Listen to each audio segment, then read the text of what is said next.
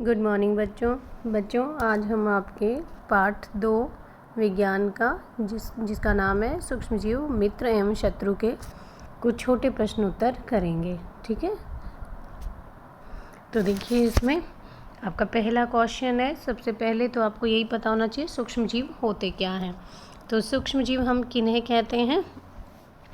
सूक्ष्मजीव ऐसे जीव जिन्हें हम बिना यंत्र की सहायता के, मतलब बिना यंत्र की सहायता के, यंत्र कौन सा? जैसे सूक्ष्मदर्शी हो गया, छोटी चीज़ों को देखने के लिए, सूक्ष्म चीज़ों को देखने के लिए हम किस चीज़ की मदद लेते हैं? सूक्ष्मदर्शी की। ठीक है, तो यंत्र यहाँ पर क्या है? सूक्ष्मदर्शी।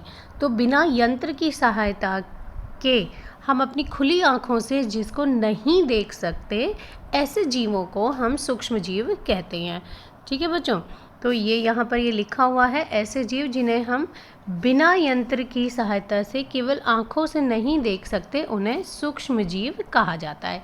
ठीक है, जैसे उदाहरण के भी दिया हुआ है कि आप लोगों ने घरों में देखा होगा, जो ब्रेड होती हैं उनके ऊपर कई बार अगर हम लोग ठीक से ध्यान ना दें तो काला काला सा थोड़ा उगाता है। वो काला किस लिए होता है? क्योंकि वहाँ पर कवक नाम का सूक्ष्मजीव जो होता है वो उगाते हैं। ठीक है, इसके बाद अगला क्वेश्चन है, सूक्ष्म जीवों को कितने वर्गों में बांटा गया है? तो सूक्ष्म जीवों को हमने कितने वर्गों में बांटा है? 4 वर्गों में बांटा गया है। तो 4 वर्ग जो हैं वो कौन कौन से हैं, ये आपको अच्छी तरह से याद करना है। पहला हो गया जीवाणु, दूसरा हो गया कवक, तीसरा हो गया इसमें प्रोटोजोआ। तीसरा नाम क्या है बच्चों? प्रोटोजोआ। बच्चों को थोड़ा सा इसको याद करने में तकलीफ़ होती है, पर आप लोग बार बार ध्यान देंगे ना तो याद हो जाएगा। प्रोटोजोआ। चौथा होता है शैवाल। ठीक है बच्चों, तो चौथा कौन सा है? शैवाल। तो ये 4 नाम आपने याद करने हैं जिनके आधार पर सूक्ष्म जीवों को बांटा गया। ये क्या है? इनके 4 वर्ग हैं। ठीक है, तो 4 वर्ग कौन से हो गए? 4 वर्ग हो गए, पहला जीवाणु, दूसरा कवक, तीसरा प्रोटोजोआ और चौथा शैवाल। ठीक है, इसके बाद अगला क्वेश्चन है, क्या विषाणु भी सूक्ष्म जीव होते हैं? अब विषाणु जो है आप लोगों ने बहुत सुना होगा, जैसे अभी कोरोना जब हुआ था तो उस वक्त सभी कहे जा रहे थे वायरस के कारण हो रहा है, वायरस के कारण हो रहा है। तो वो वायरस जो होते हैं वो इंग्लिश का वर्ड है विषाणु के लिए।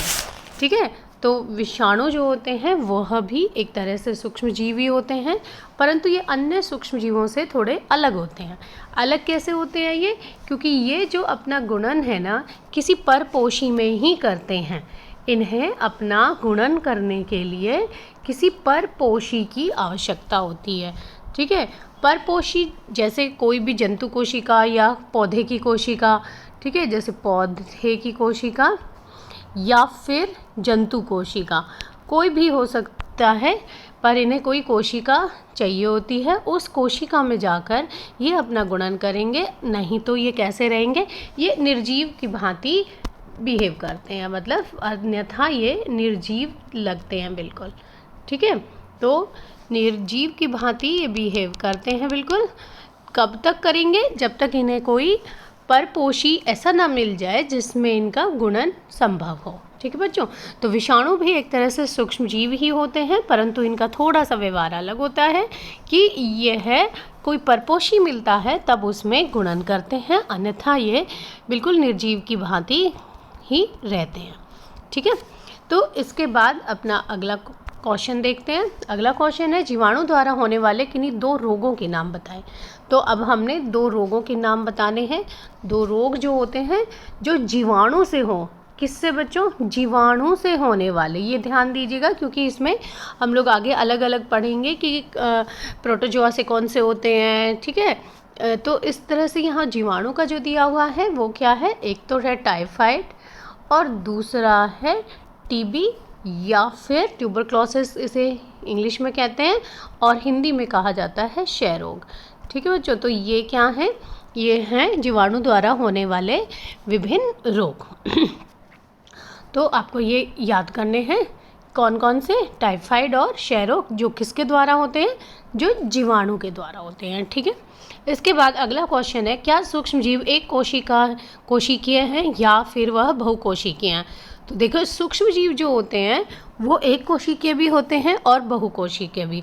तो वो दोनों प्रकार के होते हैं, मतलब एक कोशिकीय भी होते हैं और बहुकोशिकीय भी होते हैं। एक कोशिकीय सूक्ष्म जीव जो होते हैं उनमें जैसे कि अमीबा हो जाता है, ठीक है, और बहुकोशिकीय जो होते हैं वो तो बहुत सारे हैं, उनमें आप कवक भी दे सकते हैं कि कवक जो हैं वह बहुकोशिकीय होते हैं, ठीक है। तो इस तरह से जो सूक्ष्म जीव हैं वो दोनों तरह के हैं, एक कोशिकीय भी और बहुकोशिकीय भी। इसके बाद अगला क्वेश्चन है कि जो सूक्ष्म जीव हैं वे रहते कहाँ हैं। तो देखो सूक्ष्म जीव जो होते हैं ना बच्चों, वो हर तरह के मौसम में, हर तरह के मौसम के अलावा कोई भी परिस्थिति हो, जैसे बहुत गर्मी है, बहुत गर्मी में भी रहते हैं ये, बहुत गर्मी है या बहुत ठंड है तो ठंड में भी ये रह सकते हैं, या फिर रेगिस्तान है, रेगिस्तान में भी ये हमें पाए जाएंगे, या फिर दलदल है, दलदल में भी होते हैं। तो मतलब हर जगह की परिस्थिति में हम सूक्ष्म जीवों को पाते हैं, ठीक है। तो आपका आंसर क्या हो जाएगा, सूक्ष्म जीव हर प्रकार की परिस्थिति में जीवित रह सकते हैं, ठीक है। तो इसके बाद अगला क्वेश्चन देखते हैं। अगला क्वेश्चन है कि सूक्ष्म जीव जो होते हैं मनुष्य के लिए उपयोगी कैसे हैं। मतलब सूक्ष्म जीव जो होते हैं वो हमारे लिए कुछ फ़ायदे भी करते हैं, कुछ हमारे लिए नुकसान भी करते हैं, पर जो फ़ायदे वाली बातें हैं, जो सूक्ष्म जीवों द्वारा हमें फ़ायदे होते हैं, उनके बारे में यहाँ पर हम लोग डिस्कस करेंगे, ठीक है। तो सूक्ष्म जीव जो होते हैं, सबसे पहले तो हम लोग जो आम आप लोगों ने घरों में बिल्कुल कॉमनली देखा होगा कि आपकी मम्मी जब दूध जमाती हैं तो उसमें थोड़ा सा दही मिलाती हैं, ठीक है। उसको आम भाषा में जामन कहा जाता है, या फिर कुछ बच्चे खट्टा भी कह लेते हैं। तो वो जो थोड़ा सा मात्रा में जो दही जमाया जाता है, दही डाला जाता है दूध में, ठीक है, तो वो किस लिए डाला जाता है, क्योंकि उसके अंदर जीवाणु होते हैं, उस जो दही है उसमें जीवाणु होते हैं, और ये जो जीवाणु होते हैं यही जीवाणु हमारा दूध से दही बनाने में काम आते हैं, ठीक है। तो ये इस तरह से हमें फ़ायदा करते हैं।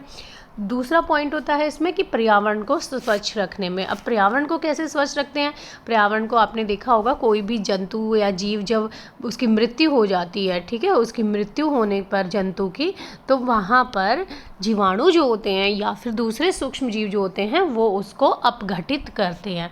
क्या करते हैं, अपघटित करते हैं। तो अपघटित करने से क्या होगा कि वो जो उसके पोषक तत्व जो होते हैं उस जंतु के, पौधे के या किसी भी जीव सजीव के, वो सारे के सारे हम वापस हमारी मृदा में मिल जाते हैं, ठीक है। तो इस तरह से ये जो हमारे लिए सूक्ष्म जीव हैं वो पर्यावरण को भी स्वच्छ करते हैं। अगला पॉइंट है इसमें पौधे और जंतुओं के मृत कार्बनिक पदार्थों को अपघटित करने के लिए जीवाणु कार्य करते हैं। तो ये बात अभी हम लोगों ने पढ़ी ली है कि ये जो हैं ये हमारे लिए क्या कार्य करते हैं, पौधों और जंतुओं के मृत कार्बनिक पदार्थों को अपघटित करते हैं, ठीक है। इसके बाद अगला पॉइंट है इसमें कि जो अपशिष्ट पदार्थ हैं उससे खाद बनाने में भी ये मदद करते हैं, ठीक है। तो अपशिष्ट पदार्थों से खाद बनाने में ये मदद करते हैं। इसके अलावा अगला है अल्कोहल अथवा शराब बनाने में इनका प्रयोग होता है। फिर है औषधि उत्पादन में इनका प्रयोग होता है। और 7th पॉइंट है नाइट्रोजन स्थिरीकरण में इनका प्रयोग होता है। 8th पॉइंट है भोजन के पाचन में। इसके अलावा ब्रेड, केक, इडली, डोसा, भटूरे आदि बनाने में इनका प्रयोग होता है। और फिर होता है पनीर, चीज़, अचार एवं अनेक खाद्य पदार्थों के उत्पादन में भी हम इनका प्रयोग करते हैं। तो इस तरह से आपने देखा कि सूक्ष्म जीव होते हैं वो हमारे लिए कई प्रकार से लाभदायक होते हैं। अब अगला क्वेश्चन देख लेते हैं बच्चों। अगले क्वेश्चन में दिया हुआ है, जैसे अभी हम लोगों ने बात की थी कि जो दही जमाया जा रहा है दूध से, मतलब दूध को जमाकर जो दही बनाया जा रहा है उसमें जीवाणु काम आते हैं। तो वो कौन से जीवाणु हैं, ठीक है, वो जो जीवाणु जो हमारे इसमें काम आते हैं उसका नाम क्या है, ठीक है। तो उसका नाम जो होता है वो है लैक्टोबैसिलस। कौन सा जीवाणु है बच्चों, लैक्टोबैसिलस। तो लैक्टोबैसिलस जो है ये नाम आप अच्छी तरह से याद करेंगे, लैक्टोबैसिलस ये एक जीवाणु का नाम है। ये जो जीवाणु होता है ये हमारी मदद करता है दूध से दही बनाने में, ठीक है। तो लैक्टोबैसिलस को आप अच्छी तरह से नाम को याद कर लें। इसके बाद अगला क्वेश्चन देखते हैं। अगले क्वेश्चन में लिखा हुआ है कि ब्रेड, पेस्ट्री अथवा केक बनाने के लिए कौन सा सूक्ष्म जीव उपयोगी है। तो उसके लिए जो सूक्ष्म जीव उपयोगी होता है वह होता है यीस्ट, ठीक है बच्चों, ये एक तरह की कवक होती है और ये हमारे लिए बहुत महत्वपूर्ण हो जाती है जब ये ब्रेड, पेस्ट्री या केक इंडस्ट्री में इसका यूज़ किया जाता है। ठीक है, इसके बाद अगला क्वेश्चन है, ईस्ट श्वसन के दौरान कौन सी गैस उत्पादित करते हैं। ठीक है, तो ईस्ट जो होता है वह श्वसन के दौरान कार्बन डाइऑक्साइड यानी कि CO2, ठीक है, कार्बन डाइऑक्साइड जो गैस होती है उसे प्रोड्यूस करते हैं, ऑक्साइड। ठीक है, ये पूरा एक ही नाम है बच्चों, ऑक्साइड का प्रोड्यूस करते हैं, जिसके कारण जो हमारा आटे में अगर हमने जैसे भटूरे बनाने हैं तो उसके लिए जो आटा गूंथा जाता है उसमें भी थोड़ा सा ईस्ट पाउडर मिलाया जा सकता है। ठीक है, इसके अलावा जो यहाँ पर जैसे अल्कोहल बनाने के लिए भी ईस्ट को यूज़ किया जाता है, तो वहाँ पर जैसे मान लो आटे में ही इसको मिलाया गया है तो उससे वो कार्बन डाइऑक्साइड प्रोड्यूस होएगी। कार्बन डाइऑक्साइड प्रोड्यूस होने से क्या होता है कि जो आटा होता है वह बिल्कुल फ्लफ़ी नरम हो जाता है। ठीक है, तो इस तरह से उसका आयतन भी बढ़ जाता है। ठीक, इसके बाद अगला क्वेश्चन है, किण्वन अथवा फर्मेंटेशन क्या है। किण्वन प्रक्रिया जो होती है वह जो हम लोग शर्करा या चीनी से जब अल्कोहल बनाते हैं तो उस प्रक्रिया को किण्वन या फर्मेंटेशन, इंग्लिश का वर्ड है, फर्मेंटेशन कहा जाता है। ठीक है, अब इस प्रक्रिया में भी सूक्ष्म जीवों का प्रयोग होता है और वह सूक्ष्म जीव कौन सा है, ईस्ट ही है। ठीक है, तो ईस्ट का प्रयोग किया जाता है किण्वन अथवा फर्मेंटेशन प्रक्रिया में अल्कोहल बनाने के लिए। ठीक है, इसके बाद अगला क्वेश्चन देखते हैं, किण्वन की खोज किसने की थी। तो जो किण्वन की प्रक्रिया थी उसकी खोज किन्होंने की थी, उसकी खोज लुई पाश्चर जो थे उन्होंने की थी। तो किण्वन की खोज किन्होंने की थी, लुई पाश्चर ने, ये नाम आप याद करेंगे। इसके बाद अगला क्वेश्चन है, प्रतिजैविक अथवा एंटीबायोटिक किसे कहते हैं। तो प्रतिजैविक जो होते हैं वो ऐसे पदार्थ होते हैं जो कुछ सूक्ष्म जीवों से प्राप्त होते हैं और दूसरे सूक्ष्म जीवों को नष्ट करने के लिए उपयोग किए जाते हैं। ठीक है, तो इसमें एग्जाम्पल दिया हुआ है, स्ट्रेप्टोमाइसिन, पेनिसिलिन या टेट्रासाइक्लिन, ऐसे बहुत सारे होते हैं। ठीक है, ये सभी क्या है, प्रतिजैविक। इसके बाद प्रतिजैविक लेने के लिए हमेशा हमें कुछ सावधानियां रखनी चाहिए। डॉक्टर हमेशा कुछ सावधानियां बताते हैं, वो सावधानियां हमें ज़रूर करनी चाहिए। ठीक है, तो पहला पॉइंट है, देखो इसमें प्रतिजैविक हमेशा डॉक्टर की सलाह पर ही लेने चाहिए। तो सबसे पहला तो पॉइंट यही होगा कि डॉक्टर की सलाह पर हमें इन्हें ज़रूर लेना चाहिए, अपने आप से अपनी मर्जी से नहीं लेना चाहिए। ठीक है, इसके अलावा दूसरा पॉइंट हो गया, इसका जो कोर्स होता है दवा का वह हमें पूरा करना चाहिए। जैसे डॉक्टर आपको बताता है 3 दिन के लिए आपने दवाई लेनी है या 5 दिन के लिए आपने दवाई लेनी है, तो वो जो कोर्स है वो आपको अवश्य ही पूरा करना चाहिए। ठीक है, नहीं तो क्या होता है बच्चों कि जो प्रतिजैविक होते हैं वह अपना असर नहीं करते हैं पूरी तरह से। जब आप उसको 3-4 बार लेने के बाद जो आपके शरीर में जो जीवाणु या सूक्ष्म जीव हैं वो उसके आदी हो जाते हैं।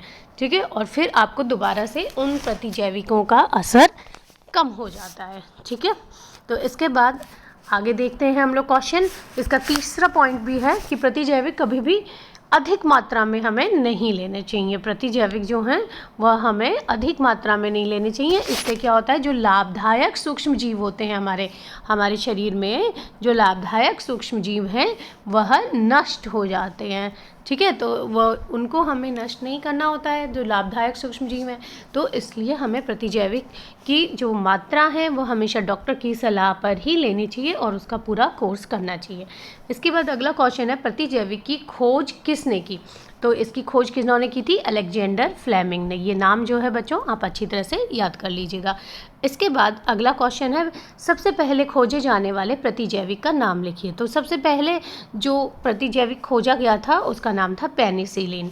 ठीक है, ये आप लोगों ने आपकी बुक में पेनिसिलियम नाम की कवक का जो चित्र दिया हुआ है उसी से ये बनाई गई थी। ठीक है, तो पेनिसिलियम जो एक कवक थी, उस कवक का प्रयोग किसको बनाने के लिए किया गया, प्रतिजैविक, और उस प्रतिजैविक का नाम था पेनिसिलिन। ठीक है, इसके बाद अगला क्वेश्चन है, चेचक के टीके की खोज किसने की। तो क्या क्वेश्चन है बच्चों आगे, चेचक का टीका। चेचक जो है मतलब वो एक तरह की बीमारी होती है और उसका टीका बनाने के लिए या उस टीके की खोज किसने की थी, ठीक है, तो उसकी खोज की थी एडवर्ड जेनर ने। तो ये नाम भी आप अच्छे से याद करेंगे, एडवर्ड जेनर, ठीक है। इसके बाद अगला क्वेश्चन है वायुमंडलीय नाइट्रोजन का स्थिरीकरण करने वाले जीवों के नाम लिखिए। अब ये जो क्वेश्चन है ये भी अति महत्वपूर्ण क्वेश्चन है बच्चों। वायुमंडलीय नाइट्रोजन का स्थिरीकरण करना है, ठीक है। तो ये काम जो है कुछ सूक्ष्म जीव करते हैं, जो हमने पढ़ा था, पहले चैप्टर में भी पढ़ा था कि कुछ सूक्ष्म जीव जो होते हैं वह फलीदार पौधों की जड़ों में रहते हैं, ठीक है। आपको याद आ गया होगा कि वहाँ पर भी हमने पढ़ा था कि राइजोबियम जीवाणु जो होता है वो फलीदार पौधों की जड़ों में रहता है और वो नाइट्रोजन का स्थिरीकरण करता है, ठीक है। इसके बाद अलग एक और है यहाँ पर सूक्ष्म जीव जिसका नाम है नीले हरे शैवाल। ये नीले हरे शैवाल जो होते हैं ये है भी नाइट्रोजन का स्थिरीकरण करते हैं, ठीक है बच्चों। तो इस तरह से आज के हमारे क्वेश्चन जो हैं वो पूरे हो गए। अब आपने ये क्वेश्चन अपनी कॉपी में लिखने हैं और बहुत अच्छी राइटिंग में आपने लिखने हैं, ठीक है बच्चों। तो अपना काम कर लीजिएगा और उसके बाद चैनल को सब्सक्राइब यानी कि बेल आइकन जो दिया हुआ है उस पर ज़रूर क्लिक कर दीजिएगा और कमेंट और शेयर करके लाइक भी कर देना, ठीक है बच्चों। धन्यवाद।